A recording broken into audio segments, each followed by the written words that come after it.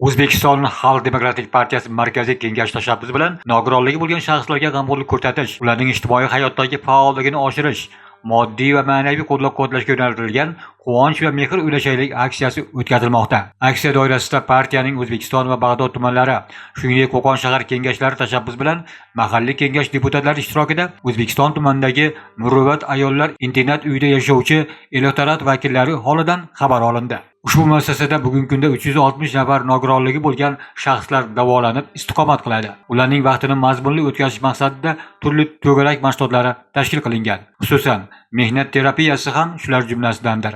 Mehnat terapiyasiga jalb qilish uchun yordamchi xo'jalik hududida bog'dorchilik, baliqchilik, asal arichilik, meva-sabzavotchilik, parrandachilik, chorvachilik yo'nalishlari mavjud bo'lib, istiqomat qiluvchilar o'zlari qiziqqan sohalarda mehnat qilishadi. Bundan tashqari ular kulolchilik, to'quvchilik, tikuvchilik to'garaklarida ham samarali faoliyat ko'rsatishyapti. Partiya vakillari ushbu yo'nalishlarda qilingan va qilinayotgan ishlar bilan yaqindan tanishdilar va ularga esdalik sovg'alari, kitoblar taqdim etishdi.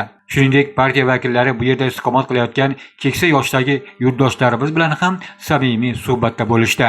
O'sha kulolchilik bilan shug'ullanganlarga naqsh beradiganini ko'rib juda ta'sirlandim. Albatta, bunaqa ishlarni qilish bizning qo'limizdan kelmaydi. Buning uchun iste'dod kerak, bilim, tafakkur, bilim kerak deb o'ylayman. Quvonch va mehr ulashaylik aksiyasidan ko'zlangan asosiy maqsad partiyamiz g'oyalarini aholi orasida keng targ'ib qilish, dasturiy vazifalarni amalga oshirish, elektorat manfaatlarini himoya qilish, ijtimoiy birdamlikni kuchaytirishga, nogironligi bo'lgan shaxslarning hayot sifatini yaxshilashga va ularga ko'mak berish madaniyatini shakllantirishdan iborat. Internat uyida istiqomat qilayotgan ayollarning qo'l mehnatlari bilan tayyorlangan mahsulotlarni ko'rib ochig'i hayratlandik. Chunki ularning har birida o'zlari qiziqqan soha bo'yicha yuksak iste'dod, iqtidor, teran fikr bor.